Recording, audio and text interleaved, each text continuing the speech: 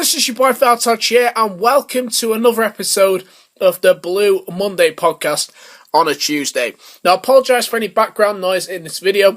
I had to change setups, different microphones and stuff. Hopefully you guys can understand. It's just for this 1 week only. Let's get into the podcast.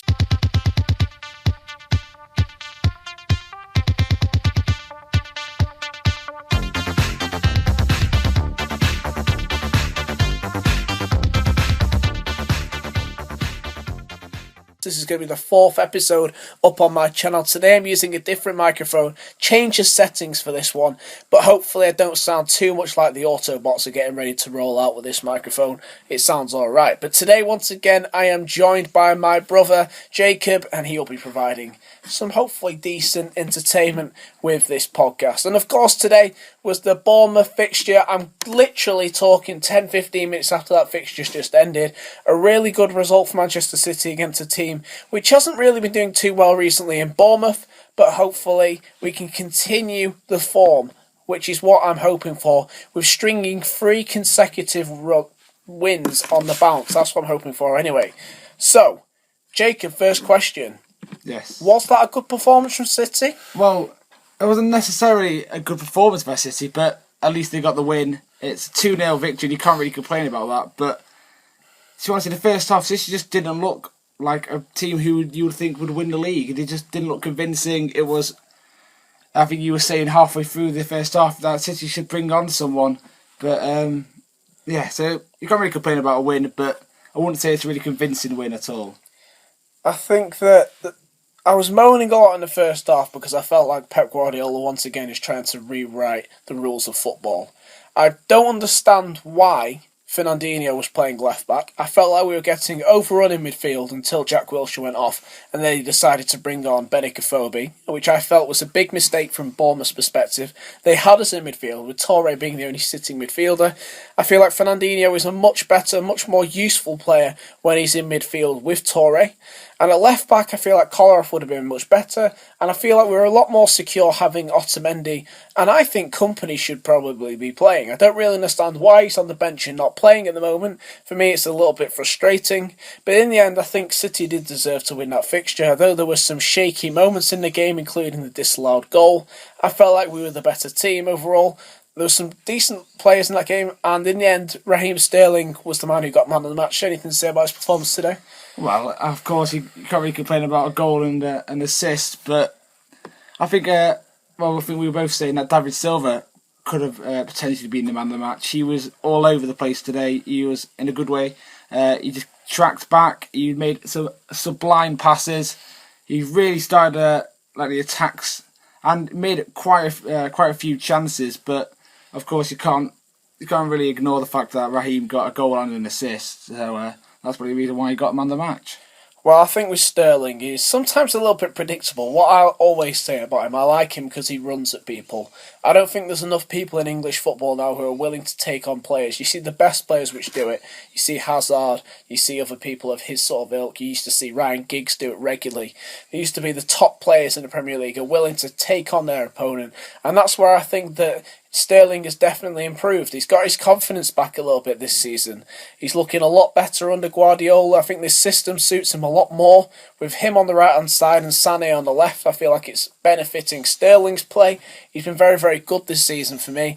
The goal, yes, there was a little bit of luck from Sterling's perspective. I don't think the second goal actually went down as an Aguero goal, so he's not technically got the assist for that one, but nonetheless, still, it was a great play from him. Cuts down on his left-hand side this time. I think that's what's good about him. Whereas players like Navas, who are so easy to read as a defender, for once, I think Sterling, and that's where he's a much better player, and people don't rate him enough for me. I think Sterling, just because of his price tag, people don't think he's as good a footballer as he is. But just to go across some of what my brother's just said there, in Silva, I agree that perhaps Silva was the man of the match, perhaps even Kolarov and Fernandinho. Both were very solid. I thought John Stones was good at the back again. I think we need to praise him a lot more than perhaps he's been given credit for. A lot of people, including myself, have put John Stones down in recent times and said he's not a very good defender, he's a good passer of the ball. And I've said that a number of times, but I think he's done well as Kolarov. But like you said, David Silva was excellent in the game. Controlled the fixture, was passing balls all across the pitch. And on top of that as well, I felt like he's very creative and works hard as well. He worked back a lot of the time. I've got to ask this question though. Do you think David Silva is perhaps City's best ever player of recent times? Well, there's also, it's quite hard competition for him. Well, there's obviously Sergio Aguero. You can't really forget about that goal against QPR. David Silva, you just have to say he's just an exceptional player. He's one of a kind. You just don't see him on the football. There's not many players like him. He just seems to be everywhere. He's like you never really see him having a bad game. Like he doesn't drop out of he doesn't big lose games. the ball. He doesn't drop out big games. He doesn't go missing in big games just like some centre-attacking midfielders in the Premier League. Mesut Ozil. Yes, and so yeah, he's just and he doesn't really drop. His form never really drops. So he sometimes has a bad game, but maybe the next game after that he'll have an exceptional performance. He won't just drop maybe from season after season. I don't think age really define him. Really, I don't think he's that old. But for some players, you see it as soon as they hit 30, they've gone. But he's an exceptional player. As I've always said with David Silva, he's just a superb footballer, and I don't think that City give him enough credit. But if he added goals to his game, he'd probably be one of City's best ever players, in my opinion. If he just added a few more goals, he'd be exceptional. Now, during the fixture, of course, Sergio Aguero sort of got the second goal. He put the ball onto Tyrone Mings' foot, which caused it to go into the back of the net. And, of course, he came after about 10-15 minutes after Gabriel Jesus picked up an injury. And at the moment, it looks like he's just twisted his ankle, so that could be maybe a week, 2-3 weeks, which could see him perhaps miss the game at the weekend against Huddersfield, also Monaco, and then the games after that against Sunderland. After the game, Pep Guardiola in his interview has said that City will find out more about it tomorrow. Of course, I'm recording this literally just after the game, so hopefully we'll find out what the situation is with Gabriel Jesus tomorrow. But Aguero came on. What do you think of his performance? Did you look like a player who's going to leave City? Well, I think there's been a lot of media speculation about it, and that really annoys me in modern football. It's all about the media. Gabriel Jesus, again, he only came up for 50 minutes, and the amount of hype he's been given, it could. You've seen it in the past. It's ruined people's careers. Freddie Adu, but football manager legend, he was destroyed. Now working in a nightclub. Actually, he's probably on a free of Houston Dynamos or something like that. I'd probably say smart, but more like Francis Jeffers. Oh yeah, no, Francis Jeffers. But yeah, there's been a lot. There's been a lot. There's been a lot, but it annoys me that someone so young, only 19, has had so much hype about him, and he is a good player. Don't get me wrong, but he just needs that time just to relax, get into the game, and not be called the next Messi, the next Ronaldinho, Ronaldo, anyone. The next Pele, as Ronaldinho has been giving it some today, saying, "Oh, he could be the best player ever." You don't need that. You don't need pressure that on such young shoulders. But on the subject of Sergio Aguero, he played a decent game. It wasn't one of his best games. It wasn't one of his worst. He put pressure on the Bournemouth defenders, and you can't really argue with him. After he hasn't been starting for the last few weeks. So yeah, it's you can't really complain about him. He's just trying to get back into the swing of it. And Sergio Aguero normally takes a few weeks, a few games, just to get back into his normal goal scoring ways. But yeah, so it was a decent game for him, but not one of his best. I think I saw a very interesting stat after the game that Sergio Aguero with City have actually won more games where he's actually not played. And I think that's a really interesting stat. I think it's probably just because he's played in a lot of fixtures, to be honest with you, that makes it look a lot worse. But I think he's a bit lazy off the ball. He's not willing to work back as much as Gabriel Jesus, but I still think he's probably up there with the best finisher, if not the best finisher in the Premier League. He always takes a long time to get back into games. He's not really had the opportunity this season to really build up a run of games to get his goals, and yet has still scored 14 goals this season. He's only a couple behind Sanchez, who's top, and he's played in every single fixture, has had literally no injuries this entire season. So I think people seem to discredit Sergio Aguero. As a Twitter account, I'm not going to name him, but there's a guy who's basically got his avatar picture as Sergio Aguero saying get out of the club, and basically saying that look at his record against the top sides in the Premier League, And this guy, I think, is a muppet. I mean, if honestly, someone can bring a suggestion to me that Sergio Aguero, a player better than Sergio Aguero, who City could buy next season, who isn't going to cost over £150 million, I mean, I can't find one. No. I honestly can't find one. People suggested Griezmann. He hasn't scored that many goals. He's not an out-and-out striker. He's more of a winger. He's not what's probably needed. And if he comes to the club, then surely he's just going to supplant Gabriel Jesus in the team. I saw the other day that Fernando Llorente was being linked, but he's hardly a long-term replacement. I mean, the guy's 31 years of age already. So I don't honestly know who could replace him. If someone can find a proper suggestion, or say a player who's better than Sergio Aguero, if I offered Aguero to any top team in the Champions League, in European football right now, anyone, any club would snap your hand off to get him. And I think if we were to just discredit and get rid of him just because perhaps he doesn't fit into Guardiola's system, I think maybe Guardiola's at fault. I mean, what if Guardiola doesn't win anything next year? We sell off Aguero and then we're left with just a team which is full of Guardiola's players who aren't good enough. I mean, this year, as much as Guardiola's been lauded as a football genius, sometimes I'm watching City play today thinking, is he really a genius? And we were playing against a Bournemouth team who were only promoted 2 years ago. No, it's just a bit scary if I'm being honest. But I think there is just I don't know how true the actual situation with Sergio Aguero. I don't think he's made a comment on the whereabouts of where he's going to be next season. But I think it's just been a lot of nonsense really. I think hopefully Pep will start playing them up front, both of them together. But I don't know what's going to happen. I can't predict the future as much as I would like to. But it's a very strange situation. But hopefully it'll get sorted out. So talking of strange situations, before today's game, City were in 5th place in the Premier League, and with a win today, we're now up to 2nd place. Yeah. I mean, it's a very, very strange season, I've got to say, with all the teams around the top 4, top 5, top 6. I'm going to throw United in there as well. Any team could in reality finish in the top 4 this season, apart from Chelsea. They're pretty much guaranteed, I feel like, at this period of time. And, you know, a couple of bad results and you're out of it. A couple of good results, you're in it. City's fixtures left this season, we still got some tough games. We've got to go to Southampton away from home. We've got to go to Arsenal away from home. We've got to go to Chelsea away from home. We've got to play Liverpool at home. And Liverpool have been very, very good against the top 6 this season, as well as United at home. We've got some tough fixtures. If we lose any of those, if we have an Arsenal week, it could honestly be all hell breaking loose at Manchester City and we find ourselves in 6th place. But, as it stands, do you still think there is any chance of us winning the title? I mean, we were 8 points behind in April in 2012, sorry. Yeah. And we won the league. Well, I'm a bit of a pessimist, so I don't think City are ever going to win the league. But there's always a chance that City are going to win the league. But I just can't see Chelsea losing the games that they need to. They're far too good of a team. They've got the system they're playing is actually working, even though a bit of a blip at the weekend against a Robbie Brady thunderbolt from a free kick.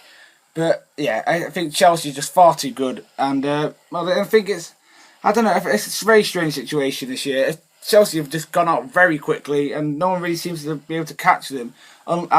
It's only Chelsea's title it's Chelsea's title to lose. Really, I can't see City catching them up. Man, I don't think anyone else would really catch them up. The thing is, when I watch City play, I still feel like City can lose a game very easily. Whereas I watch Chelsea and I think a team playing against Chelsea has to put in a ridiculously good shift. I think they are beatable. Spurs have beaten them. We probably should have beaten them. But still, they are a very, very good team. They know their system. They play the same players every week. It's regimented. It's almost robotic at times the way they play. You know they're likely to win games. I can't see them slipping up. And I think we will slip up. I mean, I don't back us that much. We struggled a little bit tonight against Bournemouth. You know, if the referee didn't give that decision with that little tug back on John Stones, perhaps you're looking at a different situation tonight. On the other hand, playing devil's advocate, you know, we could do it. If we go away and win at Chelsea, you never know. This is the ridiculously not me side. This is some strange, optimistic, glory-hunting fan from Dubai is saying this. And he's saying that City, you never know, we could be up there. It could still happen. It's not impossible. Couple of injuries at Chelsea. They've not had any real injuries this season. You never know. But I still think it's same old City, and we're going to make a very, very interesting stab at the end of the season. A nice cup run would do us very, very nicely. And next week, of course, is the big FA Cup fixture against Huddersfield Town. A game which I wanted to get tickets for. And of course, it sold out before it got anywhere near my ticket allocation boundary. Absolutely gutted about that. I wanted to head up the ale trail for a couple of pints of beverages, just one or two along the way. I would have loved to have done that. Unfortunately, of course, the game sold out before it got anywhere near me. Corporate and also, of course, all the supporters clubs, I think, get a lot of the tickets, so I'm not a member of either. So, unfortunately, I'm not be able to go to this one, but Huddersfield, Jake, are looking in pretty tasty form. Let's not put them down. Well, yeah, they are currently in third place in the Championship, and they've got 58 points, and only behind Brighton with 64. And they, don't forget, they actually did beat Brighton 3-1 earlier in this month, and they are coming from a bounce of a five-game win streak. So you can't really put them down to say that City are going to win, but it's because it's the magic of the FA Cup. That's what, as they say, and you just really never know. City being City, and the FA Cup being the FA Cup. It's gonna be a hard. It's gonna be of course it's gonna be a hard game for City, but you just have to really hope that City actually just put in a performance. And on paper, you would think that City would win, but you just never know. In team news, from a Huddersfield perspective, Aaron Moy will not be playing in this fixture, but a player who scored at the weekend for them I've seen at youth level who's looked very, very promising as a footballer was Isaiah Brown. Played against City in I think 2 FA Youth Cup finals, and both times has looked very, very impressive, very quick on the counter-attack. They're very well organised, high-pressing team with Wagner as manager, who sort of implemented lots of Klopp's former sort of ideas and ideologies into his game plan at Huddersfield. I mean, they've turned around from being a team which is very, very bottom half, mid-table team, and he's turned them into a good little team this season. They've signed some good players. Rajiv Van La Parra on the counter-attack is a very, very decent player. They're not too bad at the back as well. They've got in goal Ward, the keeper on loan from Liverpool. Of course, they don't have Aaron Moy playing in this fixture. He's been on loan from City and has looked very, very promising. Potentially could be playing for City's first team next year. Perhaps we can see him in the pre-season tour of next couple of games. But I would like to ask you, Jacob, who do you think is going to be playing for City at the weekend with Gabriel Jesus being injured? Give us your predicted lineup. Well, you would. Oh, it just depends on how Pep really wants to play the FA Cup. Does he want to play a strong team and actually win the competition, or does he think he can win this game with just quite a weakened lineup? So, I would think he's going to play Claudio Bravo in net, which is a bold statement because he hasn't had the game time in the last few weeks. But yeah, you'd hope he puts him in there. Run a bit of a rest for Caballero. But I don't know what system he's going to play. He might play the 4. Hopefully he's going to play the 4-3-3. So I would say, well, Zabaleta at right back. Hopefully Company at centre back. Maybe I don't know if he wants to play John Stones. So he could play Tosin Arayoyo if he wants to do a bit of youth in there. Well, of course, he loves a bit of Kolarov, doesn't he? So left back. Otamendi, Clichy could play, perhaps. Yeah, but I don't know if Clichy's going to recover before that time because I heard he was injured today. I don't know who the centre mid partnership is going to really be because he does like playing the same midfield most weeks, but you don't really know with Pep Guardiola. Sometimes he probably could throw in Willy Caballero at centre mid. All I know. So well, he's probably. If I was to make a suggestion, I might think that Fernando might play. Delph is again back on the bench. Alex Garcia hasn't played too much recently. Nolito, I think, will probably get a game. Hopefully, fingers crossed, no Jesus Navas, because he's really just a terrible footballer, and I'm looking forward to him leaving on a free transfer to Sevilla in the summer. And up front, perhaps Kelechi Iheanacho might be featuring on the bench again. I think Aguero will probably start, though, because he's always named very strong players. But there is, of course, the Monaco fixture next week, which they are looking very, very tasty as a side. We're going to preview that game next week after the Huddersfield Town fixture. So look forward to that. And, of course, the Sunderland away game. And this one I will be going to. Ooh. Hopefully there will be. Very, very nice fixture, that one. It could perhaps turn out to be. Hopefully a few goals involved in that one. It'd probably be a 0-0 shocking game or City last-minute goal. Or last-minute Sunderland goal. Yeah, sorry, Sunderland goal, yeah. Jermaine Defoe, funny strike, or a nice tapping from him. They'll probably bring back that G. Brandon scores. Gooch. They probably bring Gooch is going to score. Do you remember G, who scored that 90th minute offside goal against City the year we won the league? How devastating would that be? They just suddenly bring him up. But then again, he didn't actually play for Everton, so he's very unlikely to be signed by David Moyes anytime soon. So there we go. We've previewed the Huddersfield Town game. Got to do predictions. I usually hate doing them, for this one, I think, you know what? I'm going to put down a draw. And a very, very awkward draw. I don't know why, I've just got a very, very bad feeling about this fixture. City and Championship teams away from home haven't mixed too well in the past in the FA Cup. It's a competition which I feel we have to win, and I think it'll go down to an awkward draw. I'm going to say 1-0 Huddersfield. What? 1-0 Huddersfield. I know, you're meant to predict for your team, but I'm fed up of all these podcasts who always predict like a 12-0 battering by Manchester City. But I think it's going to be a 1-0 counter-attack. And I'm going to say Wells to score the goal. Knocky Wells. Now he can't finish his dinner. Yeah. That'll be an interesting one. So Jacob's never going to be allowed back on this podcast ever again. But hopefully you guys have all enjoyed listening and watching. Of course, this is now available to download on SoundCloud as well as YouTube, so you can listen to it on the go, on the bus, on your bike, on the way to school, on the way to work. Or if you're just having a fag on your back lawn, you never know. Or you could even be going on the way to Huddersfield down the Ale Trail. But that would be a very, very boring way to spend your afternoon. So there you go. Hopefully you guys have all enjoyed. If you have enjoyed this video, please leave a like. Also comment perhaps things we could talk about in future episodes of this podcast. Maybe if you'd like to be involved in a podcast in the future, we may be able to get some fans involved at some point. Thank you very much for watching and listening. Arrivederci.